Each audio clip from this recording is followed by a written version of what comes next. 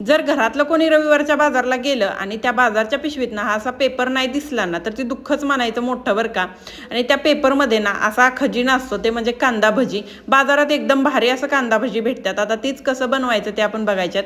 कांदे मोठ्या आकाराचे मी 3 इथं घेतले आहेत. छान असं कट करून घ्यायचं आणि ते एका भांड्यात काढून घ्यायचं. आता या हाताने एकदम असं मोकळं करून घ्यायचं हे सगळा कांदा. नंतर त्यात मीठ टाकून घ्यायचं, मिरची टाकायची, ओवा टाकायचा आणि मिक्स करून द्यायचं. 15 ते 20 मिनिट ठेवून द्यायचं.